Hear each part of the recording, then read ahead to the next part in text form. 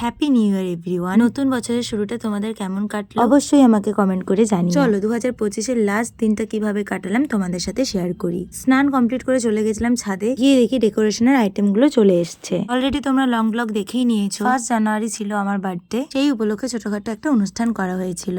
দেন আমি আর বুনু চলে গেছিলাম গ্রসারির সমস্ত আইটেম গুলো আনতে। আমরা সমস্ত লিস্ট মিলিয়ে যা যা নেওয়ার ছিল সব নিয়ে নিচ্ছিলাম। আর কোনখানে কি আছে সেটা খুঁজতে খুঁজতেই তো টাইম আমাদের একটু চলেই যাচ্ছিল। আর সেদিনে যে পরিমাণে ভিড় ছিল তাই আমরা বিলিং কাউন্টারে আগে থেকেই লাইন দিয়ে এসেছিলাম। মাঝে মাঝে যে বক্সটাকে একটু চেক করে আসছি। আর সেদিন যদি ওইভাবে শপিং না করতাম তাহলে বাড়ি ফিরতে ফিরতে হয়তো সন্ধে হয়ে যেত। আর বাবা ওইদিকে গিয়েছিল সবজি বাজার গুলো করতে। আর আমাদের এখানে হাসার কারণটা হলো বাবাকে মেথি পাতা আনতে বলা হয়েছিল, বাবা নিয়ে চলে এসেছে মেথি শাক। যাই হোক, আমরা হোলসেল থেকে কসুরি মেথি আগেই নিয়ে নিয়েছিলাম। তার মধ্যে বেশ কয়েকটা জিনিস পাইনি, তাই বাবাকে ফোন করে বলে দিয়েছিলাম চক বাজার থেকে নিয়ে নিতে। আর মা ডিউটি পথে এসেছিল ব্যাংকে, কিছু কাজ ছিল। কাজ কমপ্লিট করে বাবা মা চলে গেল বাড়ি। আর আমার আর বুনুর বেশ কয়েকটা কাজ ছিল, সেই কাজগুলো কমপ্লিট করে চলে গেছিলাম একটু পেস্ট্রি খেতে, কারণ খুবই পেস্ট্রির ক্রেভিং হচ্ছিল। আর যেহেতু অনেকদিন খাইনি তো ভাবলাম খেয়েই নি, কিন্তু খেতে একদমই ভালো ছিল না। তারপর বাড়ি এসে বাবা আমাকে একটা গোলাপ দিয়ে দিল, আর মাকেও একটা গোলাপ দিয়ে দিল। আমাকে অ্যাডভান্স বার্থডে উইশ করছিল। দেখো, বছরের শেষ দিনে সবাই পিকনিক করে, পার্টি করে, অনেক আনন্দ মজা করে, বাট আমার পরিবারের মানুষগুলো যদি আমার পাশে থাকে, বছরের শেষ দিন হোক আর প্রথম দিন হোক,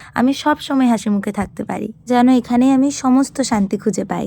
আর আমার বাবা জাস্ট কাণ্ডটা দেখো, এইভাবে আবার রিপিট করে আমাকে বার্থডে উইশ করছে। আমাকে খুশি রাখার জন্য সে সবকিছু করতে পারে। বছরের শেষ দিনের এই ভিডিওতে আমি বলতেই পারি, আমি ভাগ্য করে আমার বাবা মা পেয়েছি, আমি ভাগ্য করে আমার পরিবার পেয়েছি। I love my family. তাদের ছাড়া আমি কিছুই না, আর আজ যা হয়েছে আমি কিছু হতেও পারতাম না। এখানে আজ মুনু চলে এসেছিল আমাকে সারপ্রাইজ দিতে।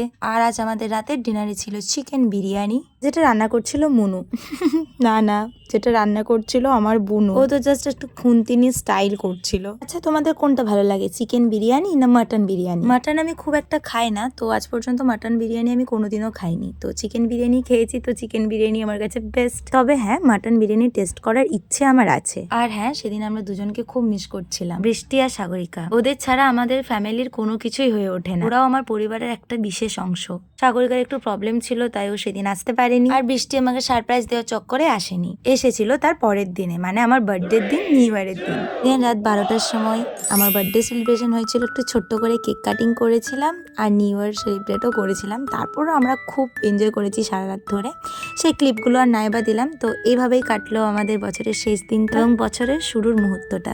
আই হোপ তোমাদের ভিডিওটা ভালো লেগেছে। সকলকে জানাই আবারও হ্যাপি নিউ ইয়ার এভরিওয়ান। নতুন বছর সবার খুব ভালো কাটুক।